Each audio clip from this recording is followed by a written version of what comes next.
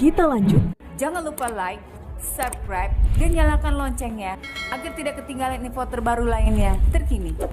Semoga bermanfaat. Bible itu kan hanya untuk orang Kristen. Kalau non-Kristen itu sulit, mengertinya susah gitu loh. Makanya sering dibilang kontradiksi lah, sudah diroba-roba lah. Ya macam-macam itu, kadang nggak ngerti. Kan orang Kristen yang paling banyak di dunia ini yang percaya gitu loh. Jadi aneh kalau sampai dianggap salah gitu. Makanya saya bilang jangan dibaca, karena itu hanya untuk orang Kristen aja. Kalau hanya untuk komentar nyalah-nyalakan ya emangnya orang Kristen itu bodoh semua. Ya kan? Coba kita renungkan deh. Gitu. Jadi itu hanya untuk orang Kristen, hanya orang Kristen yang bisa mengerti isi Bible itu. Yang menurut non-Kristen itu tidak benar ya, kontradiksi itu hanya itu karena memang hanya untuk orang Kristen. Jadi kalau non-Kristen baca yang jadi masalah. Ya oke. Pak Martin. Piye kabare Pak Martin? Oh, Bible hanya untuk orang Kristen. Terus kalau misalnya nih saya dialog dengan Pak Martin, jadi saya nggak boleh meluruskan Bible, membaca Bible sebagai data. Nggak boleh saya pakai misalnya Yohanes 17:3. Yesus di situ mengaku utusan. Hanya satu-satunya Allah yang benar, mengenal Yesus yang telah Engkau utus. Kita nggak boleh pakai itu, Pak. Sepanjang Bible itu kita Muslim ini nggak menyalahgunakan, sesuai teks, tidak dikurang, nggak ditambah, nggak ada masalah, Pak. Sebagai bahan debat, agar kami Muslim ini tidak ngarang, tidak asal menuduh, ada buktinya. Contoh lagi nih, ya, Lukas 2 ayat 11, Bunda Maria melahirkan Tuhan. Kan gitu, Markus 16 ayat 15 sampai 18, diperintahkan minum racun. Begitu loh, Pak. Matius apa itu? Yesus, Tuhan Yesus minjam keledai orang belum dikembalikan. Kan boleh, Pak, dijadiin data, Pak, untuk dialog, untuk mematikan Bible, untuk mematikan orang Kristen yang suka ngarang, kan dulu, Pak. Kabarnya baik-baik aja. Untuk memahami gospel, Pak Martinale, sebenarnya pijakannya itu apa gitu loh. Kalau Al-Quran kan jelas. Pijakan untuk memahami Al-Quran itu diantaranya harus bisa makhraj huruf, harus bisa mengenal tanda baca di dalam original teksnya. Kemudian mampu memahami, bisa mengerti daripada apa yang tertuang di dalam original teksnya. Kemudian pijakannya untuk memahami itu ada ilmu asbabun nuzul, ada kemudian nahwu shorab, ada balagah, ada i'rab dan seterusnya. Nah, kalau dalam memahami gospel yang hanya terjemahan itu apa pijakannya, Pak? Coba Pak Martinale terangkan. Makanya saya bilang sulit, kalau non-Kristen itu akan sulit baca-baca Bible itu. Jadi apa ya, yang dilihat tuh kontradiksi semua tuh, bagi orang Kristen enggak tuh. Nah sekarang begini aja deh Andi ya, kalau Anda merasa lebih benar, jelaskan aja tentang Al-Quran yang lebih benar gitu aja kan bagus.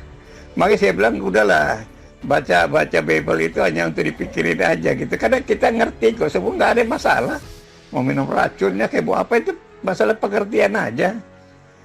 Ya seperti Anda bilang minum racun itu kan tidak masuk akal kan. Orang Kristen tidak disuruh minum racun. Ya, itu kiasan untuk ajaran sesat. Anda nggak ngerti kan? Makanya bagi orang Kristen nggak masalah dengan dibilang minum racun maut itu. Karena pengertiannya bukan racun itu. Ya, kalian salah mengertinya itu kan di situ. Itu ajaran sesat. Orang Kristen tidak diajarkan soal makan minum. Makan minum atur aja sendiri. Tuhan suruh kita atur sendiri aja yang baik apa ya, itu aja. Makanya soal minum racun maut itu bukan soal racun. Nah di situ kan bukti bahwa Anda salah ngerti kan. Salah kan pengertian Anda itu. Itu satu contoh konkret yang Anda angkat itu. Jelas salah total itu. Orang-orang dimanapun tahu kalau minum racun itu bodoh. Ya kan? Harusnya Anda mikir, kenapa orang Kristen kok disuruh minum racun? Kenapa sebodoh itu? Apa orang Kristen bodoh? Nah, itu harusnya dong. Tapi kalian hanya terjebak di karafia saja, secara terlek aja. Kan gampang. Nah sekarang saya kasih contoh. Anda tersandung karena di situ katanya minum racun. Nah pengertiannya bukan minum racun seperti itu, tapi itu ajaran sesat. Ngerti? Itu salah satu contoh yang Anda nggak tahu, seperti Yohanes 17:3 juga pengertian kalian keliru. Pengertian kalian tuh keliru tentang itu, makanya kita nggak ada masalah dengan itu. Itu justru menguatkan iman kita malah. Makanya saya bilang kalau baca Bible itu nggak mudah, ya, nggak mudah itu, pengertiannya luas sekali, ya. Jadi harus ngerti seperti misalnya contoh ya yang dipakai oleh umat Islam, misalnya ada asbabun nuzulnya setiap ayat. Di Kristen juga ada dasar itu ada. Makanya saya bilang kalian tidak akan ngerti. Siapa yang... Pak, kalau begitu kita buktikan yuk. Saya pakai Yohanes 17:3. Di situ Yesus hanya utusan Tuhan, memperkenalkan Allah satu-satunya yang benar dan mengenal Yesus yang telah engkau utus. Saya setuju dengan Yesus utusan. Yesus mempunyai Allah yang benar. Kalau menurut Pak Martin gimana Pak? Bagaimana Anda mengatakan Yesus Tuhan sedangkan Yesus mengaku utusan Tuhan? Siapa yang melawan Yesus di sini Pak? Di sini siapa yang melawan Bible? Pak Martin atau saya Pak? Tolong Pak, dibantu Pak.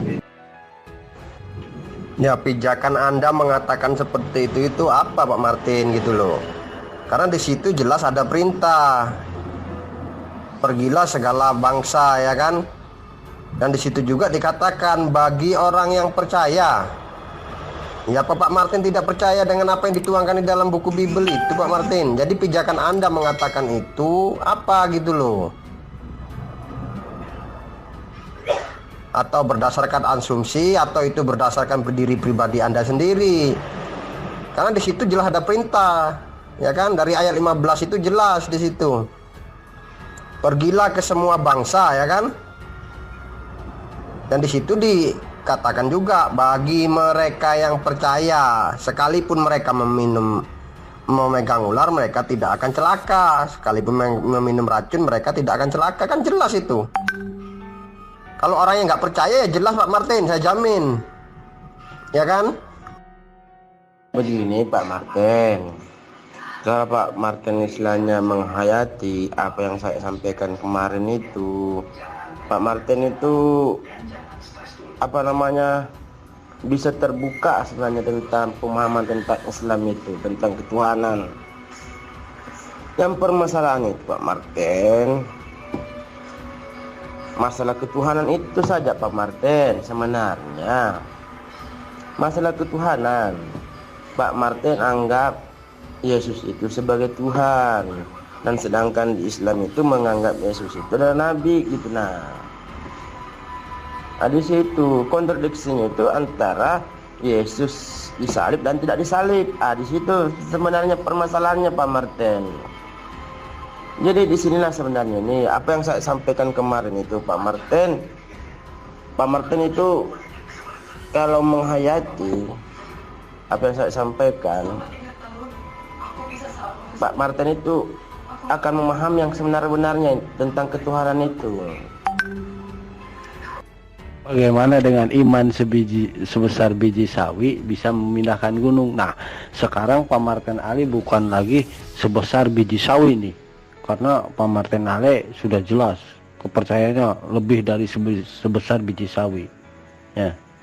Mungkin sebesar jeruk bali, oke, mungkin gitu, atau lebih gede lagi, sebesar nangka atau duren. Nah, Pak Martin Ale bisa memindahkan apa? Bisa nggak mindahin Monas, Kalimantan? Itu proyek besar gitu loh Pak. Ini kan ibu kota nih mau dipindahin nih. Nah, ini ada proyek nih dari pemerintah mindahin Monas. Dengan iman Pak Martin Ale yang mungkin lebih daripada sebesar biji sawi, mungkin sebesar jeruk bali. Coba pindahkan Monas gitu loh. Ya lanjut Dik. Selama ini kan sudah terjadi perdebatan di dunia ini ya, tentang pemahaman Bible itu atau gospel itu menurut Anda lah, apapun kata Anda bukan persoalan bagi kita ya. Karena Bible itu satu-satunya kitab suci yang mula-mula di dunia ini. Itu pertama, itu supaya Anda tahu. Bible itu adalah kitab suci yang mula-mula pernah ada di dunia ini, yang dihadirkan oleh Yahweh, Tuhan yang mula-mula ada di dunia ini, yang mencipta dan menjelaskan segala sesuatu secara sempurna, lengkap, mendetail, bahkan berurutan. Itu. Nggak ada kitab lain yang sehebat Bible itu, nggak ada. Nah, selalu bagaimana kita memahaminya. Di dalam itu ada berbagai pemahaman-pemahaman yang menyangkut masalah-masalah kiasan, ya, masalah-masalah pemahaman rohani, ya. Makanya itu harus dipelajari. Kalau dalam Islam seperti Anda katakan ada asbabun nuzulnya. Di dalam Kristen juga ada namanya pengantarnya, itu ada. Sehingga bagaimana orang bisa mengerti tiap-tiap ayat itu. Apa latar belakangnya itu apa? Sehingga maksud daripada itu apa? Itu nanti terjawab semua itu. Makanya kalau dapat kritikan dari saudara-saudara yang Islam ini, kita cuma ketawa aja. Disitulah keterbatasan. Kalian bilang Al-Quran punya ini, punya asbabun nuzul, punya ini, punya ini. Nah, kalian tidak anggap bahwa Bible itu lebih daripada itu. Nah, kalian sendiri tersandung baca Bible. Ya, tuh kalian buktinya kalian selama ini kan tersandung. Ini terjadi perdebatan di mana pertanyaan hal yang ini diulang-ulang. Yesus bukan Tuhan segala macam. Kita ini kan juga manusia juga, belajar dengan otak, dengan pikiran, dengan segala macam. Ya, profesor, doktor, sebuah ahli ada di dalamnya. Lihat dari segala segi itu ada. Orang Kristen itu paling banyak di dunia ini yang pinter-pinter itu. Ya. Jadi Anda harus juga mikirkan itu. Makanya kalian tersandung setiap baca Bible itu tersandung. Karena memang itu tidak bisa dipahami oleh non-Kristen. Nah, seperti Anda ada asbabun nuzulnya. Itu kan yang tahu hanya orang Islam kan. Orang Kristen tidak tahu gitu. Begitupun dalam membaca Bible. Non-Kristen tidak akan tahu bagaimana memahaminya. Makanya kita sering ketemu pertentangan-pertentangan atau kritikan-kritikan. Ya, bahkan bukan hanya kalian aja. Kalian ini kan cuma niru-niru dari profesor doktor. Yang kritik-kritik pertama Alkitab Bible ini adalah profesor doktor. Profesor doktor. Yang kalian cuma ngutip dari situ aja. Ini sudah terjawab dari zaman dulu itu. Sudah terjawab. Makanya kita sekarang bicara itu enteng-enteng aja. Makanya saya katakan bahwa kalau bukan orang Kristen tidak akan mengerti Bible. Orang Kristen sendiri kalau tidak sungguh-sungguh juga nggak akan mengerti. Nah, ya mana saya ditinggal, Pak? Pak, kita ambil satu contoh aja deh di Bible, Pak. Ayat Bible Anda, siapa yang menyalahgunakan ayat Bible? Anda atau saya? Yohanes 17:3. Yesus di situ hanya utusan Tuhan, memperkenalkan Allah satu-satunya yang benar dan mengenal Yesus yang telah engkau utus. Saya berpegang teguh Yesus hanya utusan. Kenapa Pak Martin mengatakan Yesus Tuhan? Siapakah yang menyalahgunakan ayat Bible, Pak Martin atau saya? Dijawab. Baik, jadi jangan lupa Pak Martin, ya, pernyataan kalian tuh. Yang hanya punya akal sehat tuh siapa? Umat Muslim kan, ya.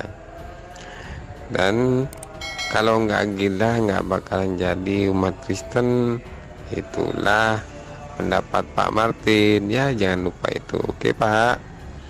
Dalam Al-Quran asbabun nuzul itu adalah sebab-sebab turunnya ayat. Nah, Anda juga ya, sewaktu ngomong Bible itu Anda sudah salah. Karena Musa tidak pernah menerima yang namanya kitabnya itu namanya Bible, nggak ada. Musa nggak pernah menerima Bible, nggak pernah. Coba buktikan di dalil mana, di ayat mana, di dalam perjanjian lama atau di Torahnya Musa yang disebut Musa menerima Bible. Ayo. baik, Pak Martin, terima kasih atas paparannya. Ya. Bapak mengatakan bahwa di dalam memahami gospel itu harus melakukan pendekatan di mana yang bisa memahami itu hanya orang Kristen. Lalu mencoba mengaitkan bahwa memahami gospel itu atau Alkitab itu atau Bible itu harus melakukan pendekatan akal. Sementara Pak Martinale itu dikenal dengan orang yang anti terhadap akal sehat. Nah, supaya kita tidak berbelit-belit, Pak, saya ingin Bapak menjelaskan tentang pernyataan Yesus di dalam Yohanes 17 ayat 3, di mana di sana Yesus mengatakan bahwa satu-satunya Allah yang benar adalah Dia yang ada di langit, yang kemudian diganti menjadi di surga. Hidup kekal itu adalah mereka mengenal Engkau satu-satunya Allah yang benar. Nah, coba Anda terangkan kepada saya, apa maksud dari pernyataan Yesus tentang satu-satunya Allah? Berarti kalau satu-satunya kan berarti tidak ada yang lainnya, tidak ada bandingannya. Nah, pernyataan Yesus itu menurut pemahaman Pak Martin sekaitan dengan kaidah ilmu yang Anda miliki tentang gospel, saya ingin Bapak menjelaskan, menjabarkan kaidah ilmu apa yang Anda gunakan untuk menelaah pernyataan Yesus bahwa orang Yahudi itu mengenal Allah satu-satunya Allah yang benar. Silakan. Jul, baca saya yang di atas itu. Coba baca jawaban saya sama Handi itu sama dengan pertanyaan Anda itu. Ya. Pertanyaan Handi seperti itu yang sudah saya jawab di atas. Anda buka aja tuh, baca tentang Yohanes 17:3. Ingat, saya tekankan saya pertama itu bahwa di sana ada hidup kekal, ya. Ingat itu. Jangan lupakan itu. Hidup kekal itu hanya dilakukan oleh Tuhan Trinitas. Jadi Yohanes 17:3 itu hanya berbicara dari Tuhan Trinitas. Hidup kekal itu hanya bisa dijamin oleh Tuhan Trinitas. Kedua, tentang Allah yang benar yaitu Yahweh. Yahweh yang adalah Trinitas yang punya karya penyelamatan. Yesus itu adalah firman itu sendiri yang diutus. Sehingga semua itu adalah pekerjaan Tuhan sendiri. Pekerjaan Yahweh itu sendiri. Itu ayat 17:3. Yesus itu adalah Yahweh sendiri yang jadi manusia untuk mengenapi. Jadi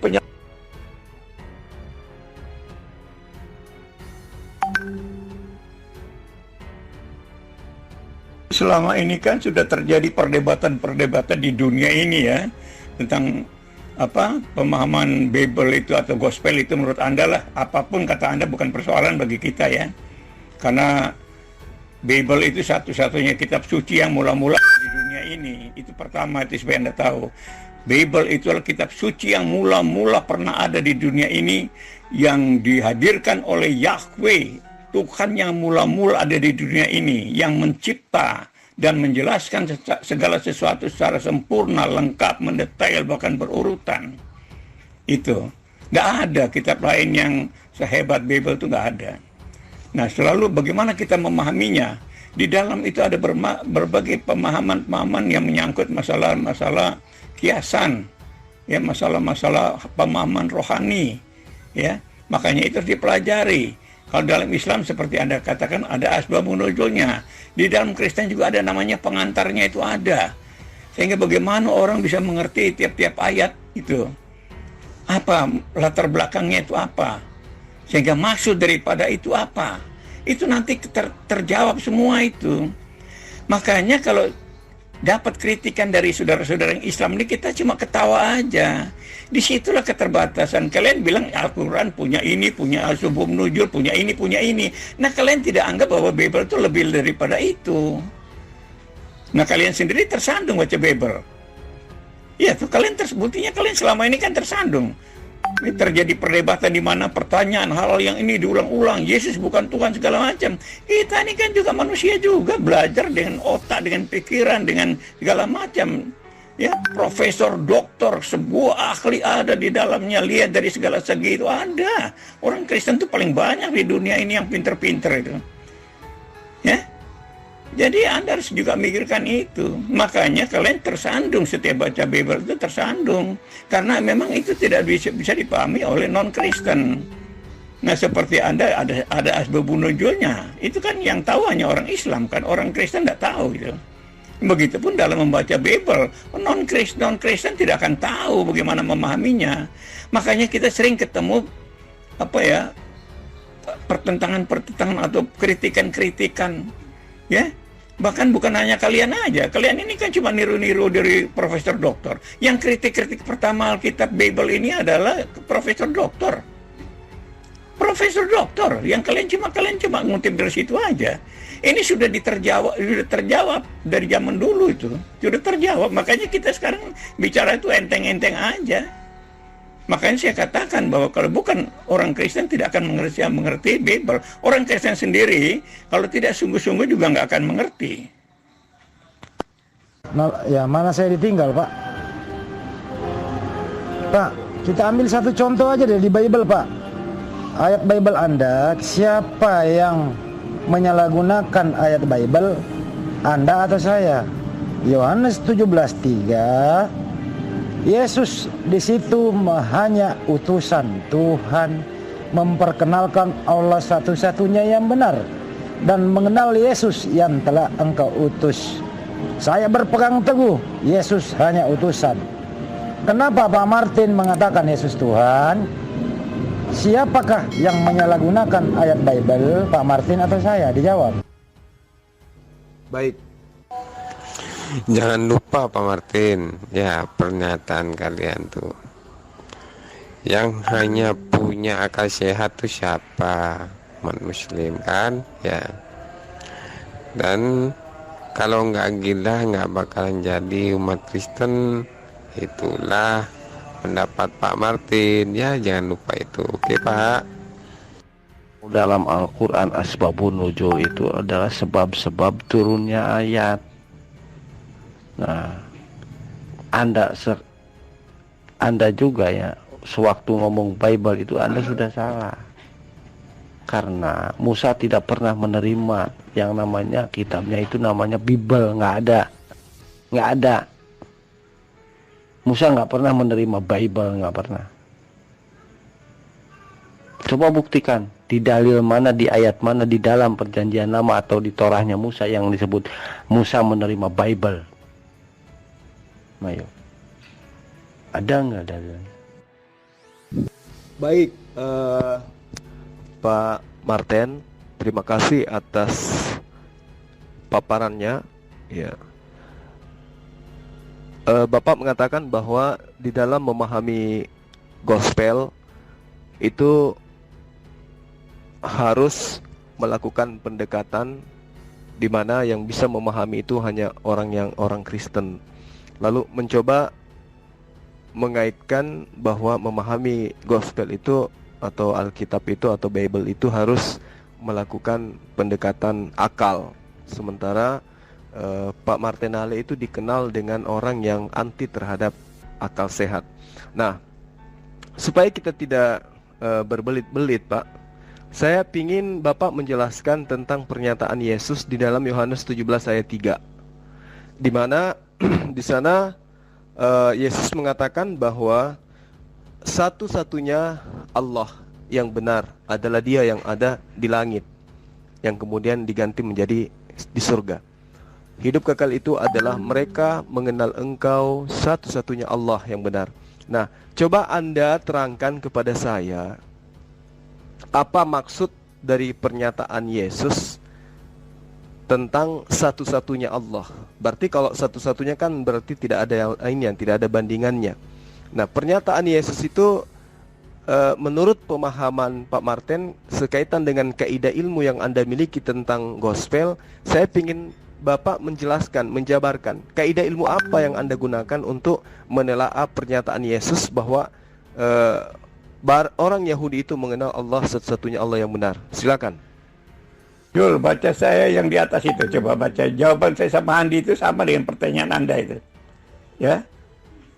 Pertanyaan Handi seperti itu yang sudah saya jawab di atas. Anda buka aja tuh, baca tentang Yohanes 17:3. Ingat, saya tekankan saya pertama itu bahwa di sana ada hidup kekal. Ya, ingat itu. Jangan lupakan itu. Hidup kekal itu hanya dilakukan oleh Tuhan Trinitas. Jadi Yohanes 17:3 itu hanya berbicara dari Tuhan Trinitas. Hidup kekal itu hanya bisa dijamin oleh Tuhan Trinitas. Kedua, tentang Allah yang benar yaitu Yahweh. Yahweh yang adalah Trinitas yang punya karya penyelamatan. Yesus itu adalah firman itu sendiri yang diutus. Sehingga semua itu adalah pekerjaan Tuhan sendiri. Pekerjaan Yahweh itu sendiri. Itu ayat 17:3. Yesus itu adalah Yahweh sendiri yang jadi manusia untuk mengenapi. Jadi penyelamatan itu di dalam Kristen itu luar biasa. Dilakukan oleh Tuhan sendiri. Bukan oleh siapa-siapa. Ya, tidak ada di lain Tuhan yang memastikan keselamatan, tidak ada. Ini supaya Anda tahu. Itu sudah saya jelaskan juga sama Handi di atas itu. Jadi yang menjamin kepastian keselamatan hanya Tuhan Trinitas. Makanya di ayat 17:3 dia awali dengan kata hidup kekal. Itu Jo. Jadi kalau ada, coba Anda kan orang cukup mengerti. Coba perhatikan baik-baik. Hidup kekal itu dari mana? Tidak ada jaminan hidup kekal dari Tuhan yang lain itu tidak ada. Hanya dari Yahweh saja, itu loh ya. Makanya mengerti dulu. Itu kan baru tentang pernyataan dari Yesus sendiri di dalam kitab Yohanes. Kan begitu. Nanti setelah itu digenapi, baru ada Roh Kudus nanti. Setelah digenapi itu, baru orang yang jadi Kristen itu dikasih Roh Kudus. Itulah Trinitas. Jadi di situ tuh baru bicara tentang karya penyelamatan, yaitu kepastian keselamatan oleh satu-satunya Tuhan yang benar, yaitu Tuhan Trinitas, Yahweh. Dan Yesus yang diutus itu adalah Yahweh itu sendiri yang menjadi manusia. Tuhan sendiri yang diutus.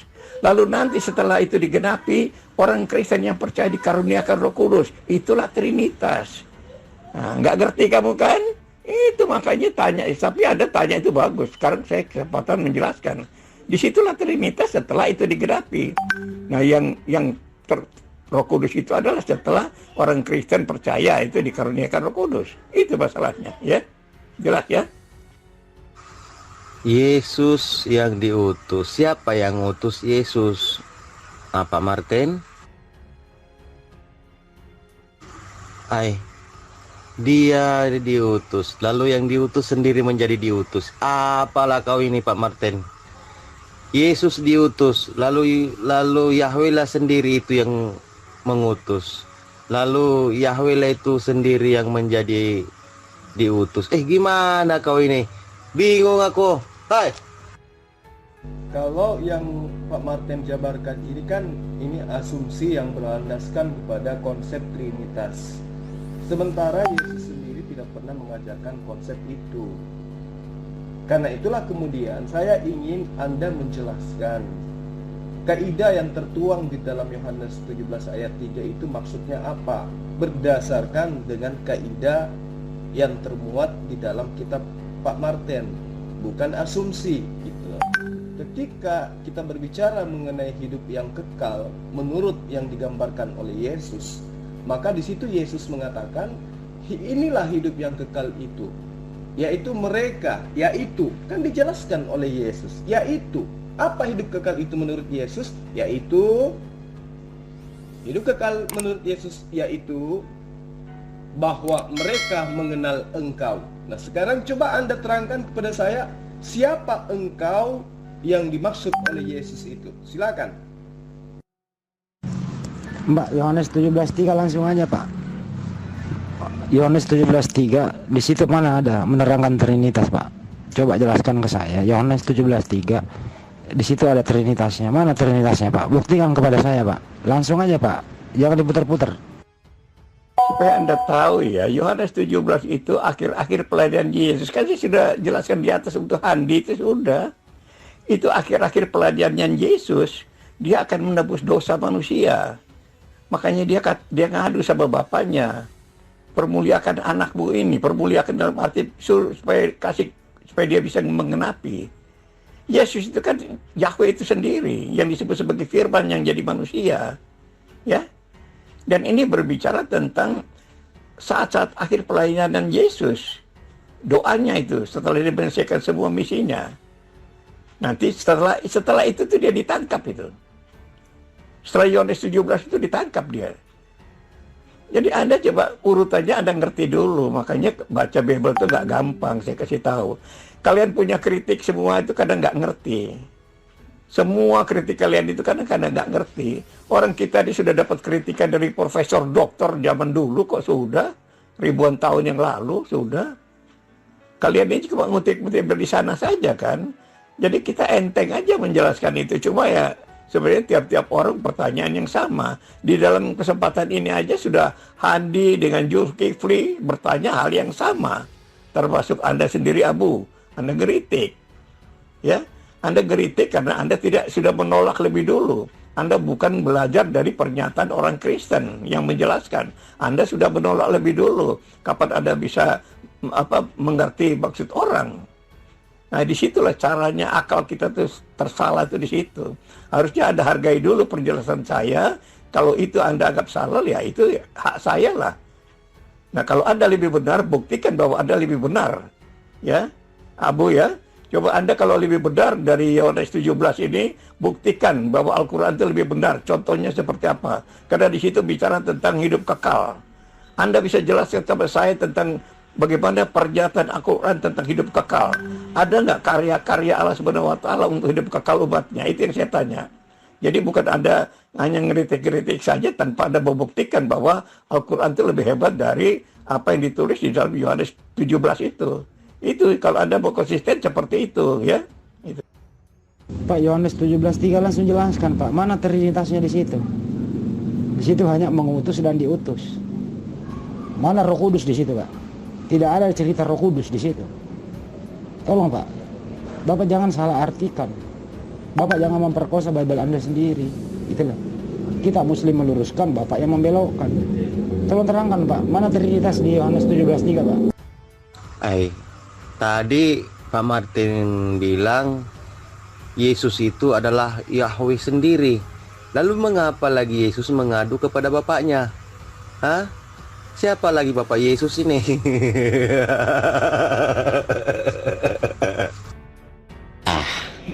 Kalau dia ngadu sama bapaknya, berarti sama aja dia ngadu dengan dirinya sendiri gitu loh.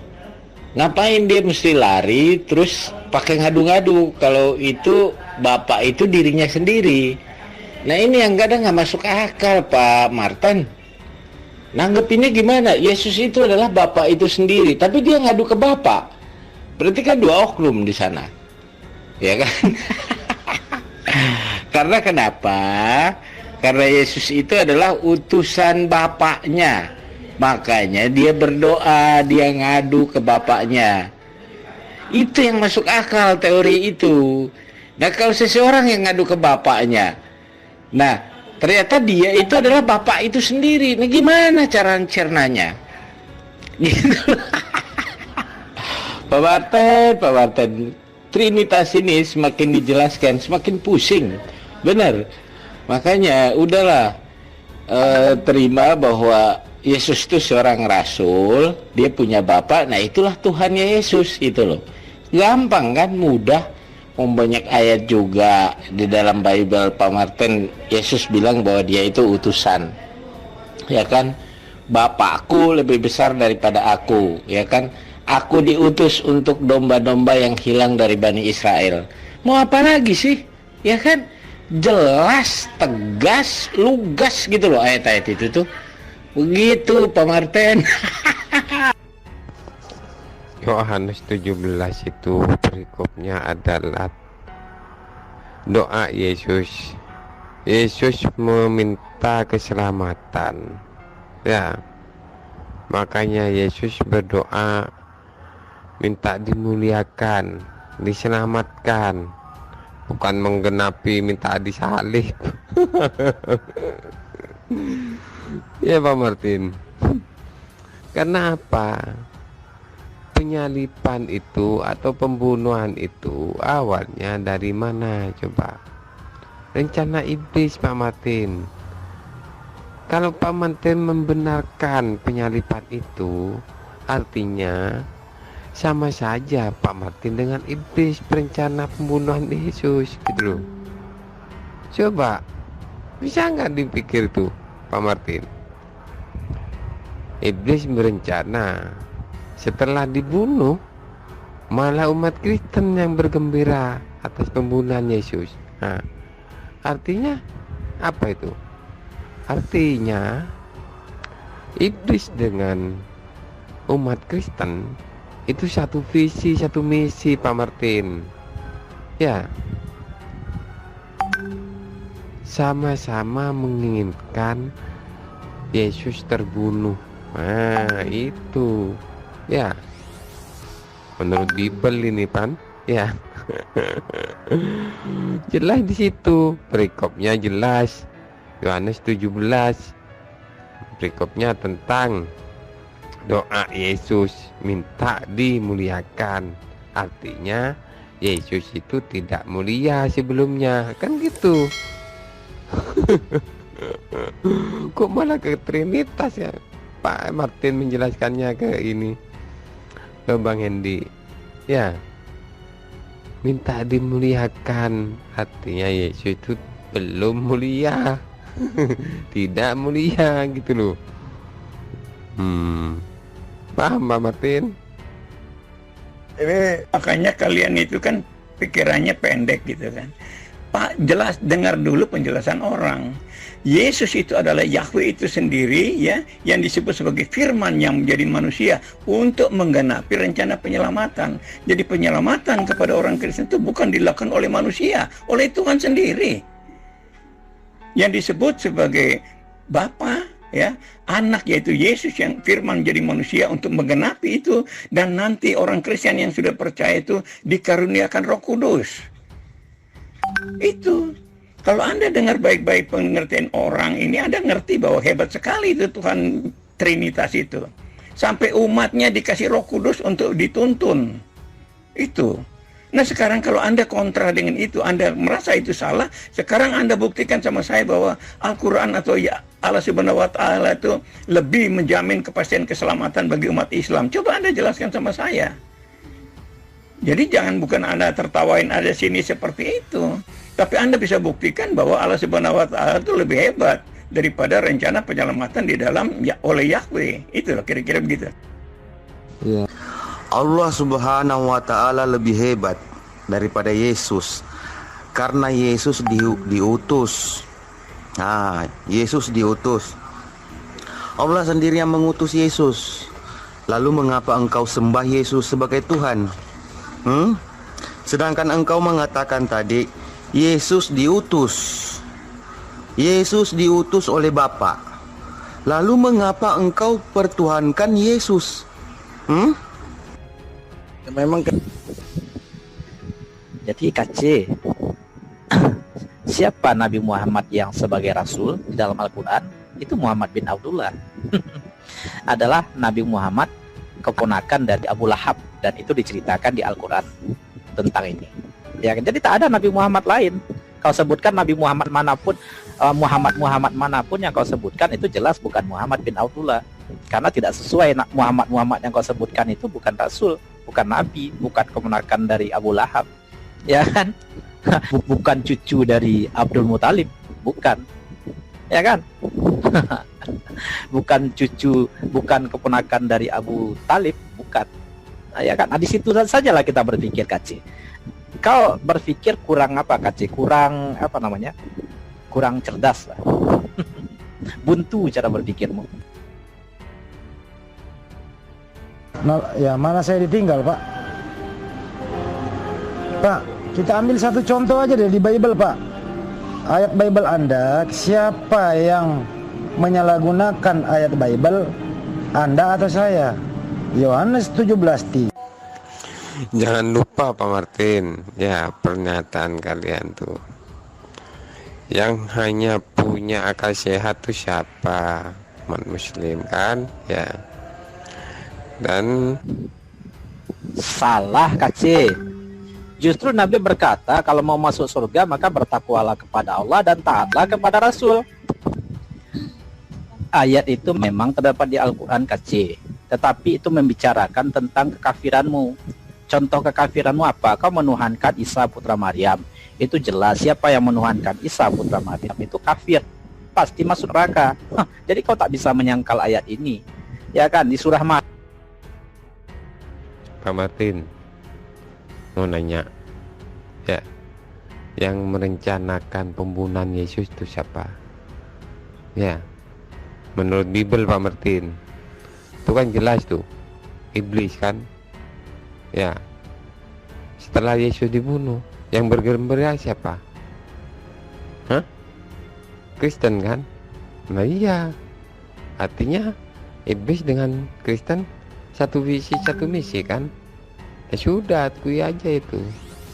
Artinya kalian memang dari awal merencanakan pembunuhan Yesus. Ya. Oke, Opa Martin. Opa Martin, saya mau bertanya, Opa, apa betul kalau kita mengaku Yesus itu Tuhan, kita masuk surga? Silakan, Opa. Karena ini pertanyaan yang bagus ya. Apa kita percaya Yesus kita masuk surga? Yesus datang memang untuk itu. Karena tanpa Yesus semua orang itu pasti ke neraka. Itu. Tanpa Yesus itu semua orang pasti ke neraka.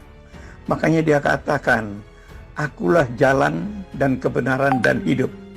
Tidak ada seorang pun sampai kepada Bapa tanpa melalui aku. Tidak ada seorang pun sampai kepada kebenaran kalau tidak melalui aku. Tanpa orang sampai ke surga tanpa melalui aku. Jadi itu pasti. Jadi mengenal Yesus itu supaya pasti ke surga. Karena Yesus datang untuk menyelamatkan umat manusia ciptaannya itu. Ya, kan diciptakan oleh Yahweh itu sendiri. Lalu dia mengutus Yesus, firman-Nya itu diutus dari manusia untuk menyelamatkan umat ciptaannya. Tentu yang mau percaya. Kalau nggak mau percaya ya silakan aja cari jalan sendiri gitu ya. Tapi kalau mau percaya sama Yahweh dengan Yesus sebagai utusannya, ya, dia akan selamat, pasti selamat gitu loh. Nah tinggal kita milih aja. Kita milih, banding-bandingkan aja mana yang lebih benar dari yang mana gitu. Ya. Kalau Yesus ditolak ya nggak apa-apa, kita pilih yang lain aja yang lebih menjamin gitu. Tapi Yesus itu satu-satunya yang menjamin kepastian keselamatan. Makanya Yesus mengatakan di Yohanes 14 ayat 6, akulah jalan dan kebenaran dan hidup. Hanya satu-satunya itu. Nah ini ya, seperti itu tuh ya. Terima kasih. Oh begitu, Pak. Berarti kalau orang percaya dengan Yesus masuk surga, sekalipun kita berbuat dosa, apakah begitu, Pak? Kan dijamin masuk surga. Yang penting percaya. Apakah Kristen, ya, begitu dia mempercayai Yesus, dia seperti malaikat? Apakah dia berdosa juga? Apakah dia berbuat dosa juga? Apa seperti apa, Pak Martin? Tolong jelaskan. Kalau kita percaya pada Yesus itu, ya, kita ditebus. Sudah itu kita ikut ajarannya. Karena ajarannya ada tentang kasih. Jadi itu satu paket. Jadi kita sudah dibenarkan supaya Yesus kita ditebus, kita jadi orang benar. Lalu diajarkan.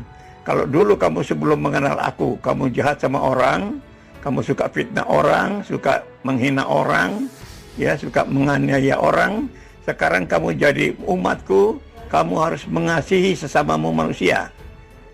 Tidak membalas kejahatan, mengampuni mereka yang bersalah kepadamu, memberkati mereka yang menganiaya. Itu ajarannya gitu loh. Jadi enak setelah kita diselamatkan, kita disuruh baik-baikan sama semua orang. Bagaimana kalau orang nggak baik sama kita? Itu urusan dia sendiri, bukan urusan kita. Itu urusan dia dengan Tuhan. Jadi orang mau niat jahat bikin apa ya bikin aja. Karena pasti itu urusan dengan Tuhan. Dan di dunia ini sudah terbukti orang-orang yang membenci orang Kristen, Yesus, itu belangsakan juga hidupnya gitu loh. Nggak aman, nggak akan tenang gitu loh. Nah itu satu bukti sehingga kita orang Kristen yang percaya saja sama Tuhan. Karena kita sudah diselamatkan, mau repot-repot apa lagi? Kita baik-baikan aja sama semua orang. Kalau orang membenci ya silakan aja benci. Itu urusan Tuhan, bukan urusan kita gitu. Ya, enak kan jadi orang Kristen itu? Enak. Nggak perlu repot dengan pikiran orang yang jahat sama kita. Caci maki orang, masa bodoh aja itu urusan dia sendiri lah. Ya kan? Itu jadi orang Kristen enaknya di situ. Kita nggak repot dengan hinaan, fitnah orang, itu nggak penting itu. Pak Martin, sepintas kalau kita dengarkan pernyataan-pernyataan Pak Martin ini, itu menggoyahkan ya langit ketujuh, Pak. Anda mengatakan Yesus itu adalah jalan keselamatan dan hidup, jalan kebenaran dan hidup.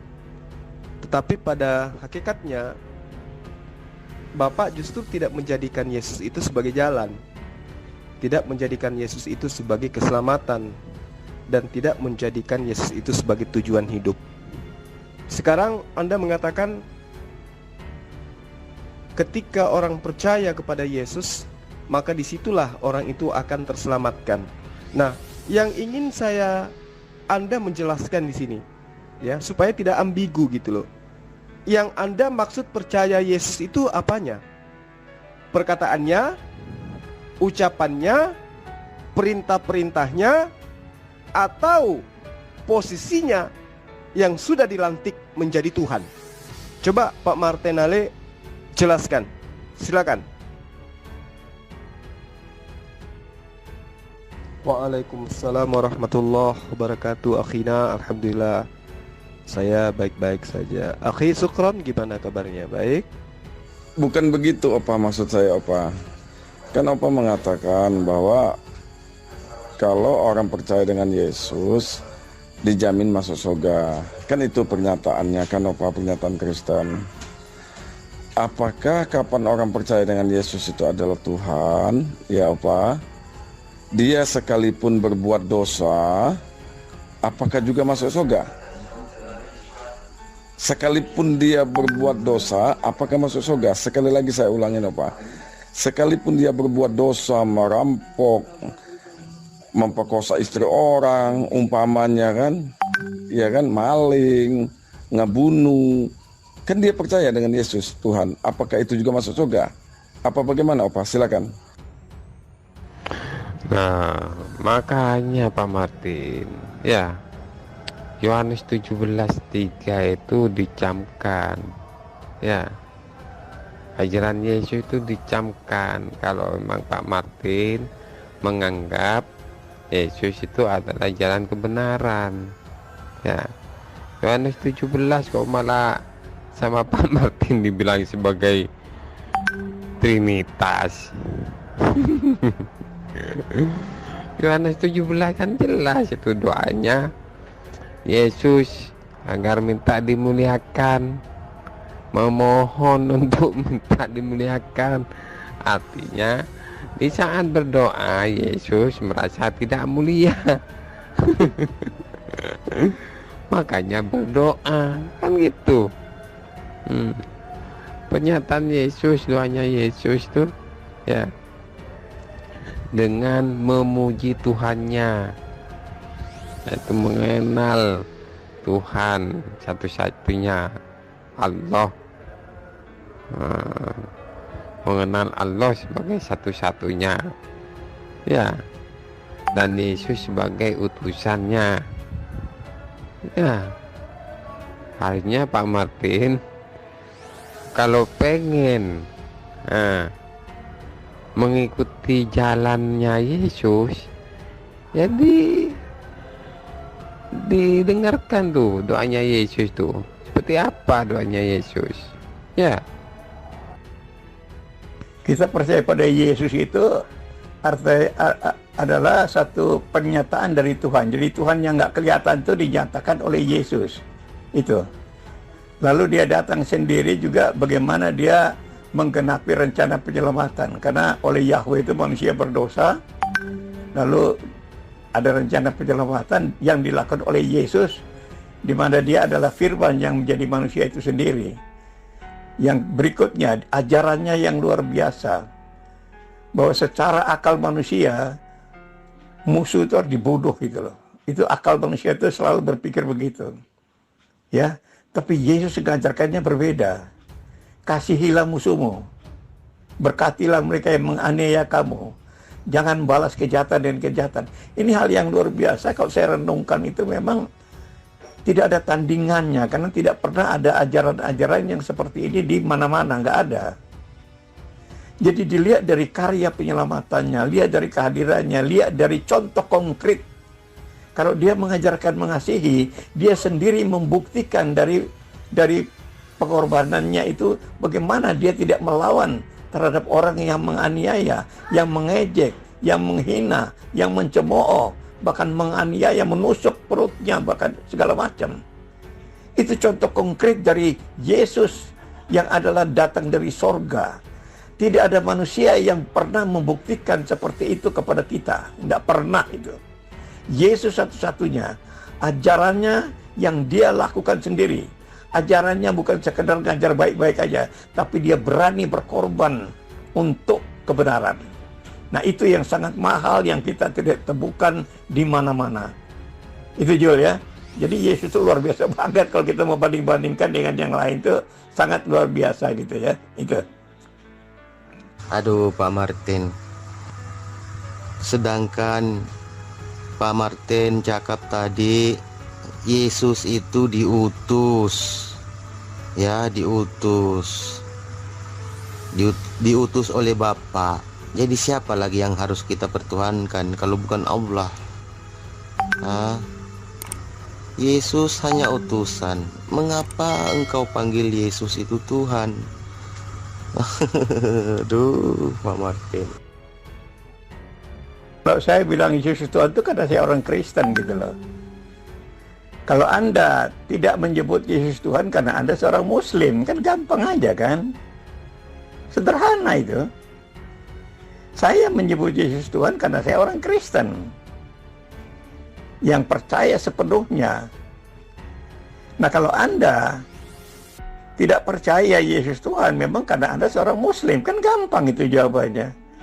Jadi apa yang dianehkan gitu? Nggak ada yang aneh.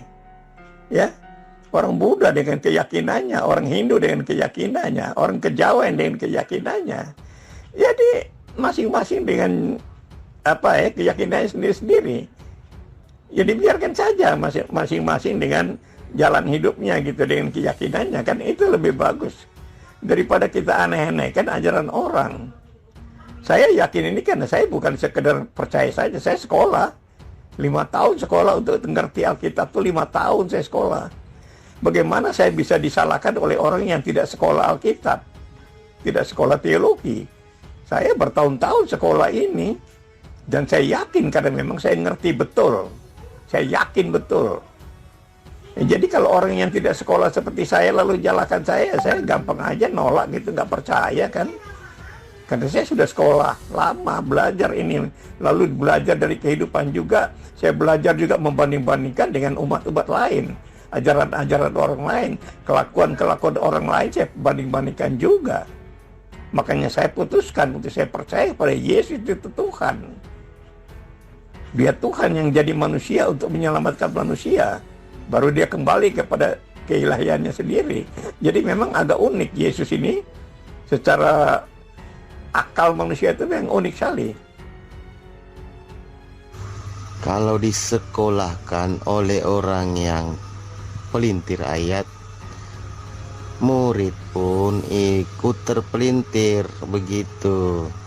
Kalau gurunya bilang 10 tambah 10, 21, muridnya ikut 21 begitu.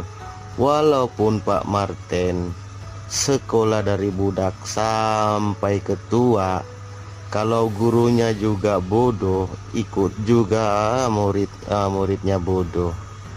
Iya kan? 1 tambah 1, 3 kata guru. Ya kata murid 3 lah. Iya kan? Persoalannya Pak Martin, kan dalam Alkitab Pak Martin tertulis nama Allah, ya kan? Jangan kau dustakan itu. Persoalannya itu disebut nama Allah. Itu Tuhan orang Islam. Kalau begitu orang Kristen tidak berhak memakai itu nama Allah. Ya, Pak Martin. Titik sampai di sini. Jangan ada perkataan Allah kepada orang-orang Kristen. Titik sampai di sini. Paham?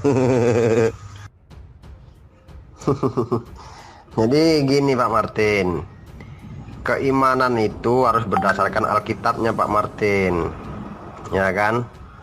Bukan karena Anda Kristen kami Islam, bukan. Ya Anda mengatakan Yesus Tuhan itu menurut pribadi Anda, menurut keimanan umat Kristen, tapi tidak menurut Yesus, tidak menurut apa yang tertulis dalam kitab Bible gitu loh. Ya kan? Jadi simpel aja itu sebenarnya Pak Martin, ya kan? Mau Anda sekolah 5 tahun, mau Anda sekolah setahun, mau Anda sekolah 10 tahun, ya kan? Tapi ya jangan dilupakan konteks atau tekstual yang ada di dalam buku Bible itu sendiri gitu loh Pak Martin, ya kan? Sekarang simpel aja Pak Martin. Kalau boleh saya nanya sama Pak Martin, apakah Yohanes, Paulus, Lukas, Markus yang ada di dalam perjanjian baru itu, apakah mereka itu nabi Pak Martin? Silakan Pak Martin. Yang aneh itu Pak Martin, yang menyebutkan Yesus sebagai Tuhan.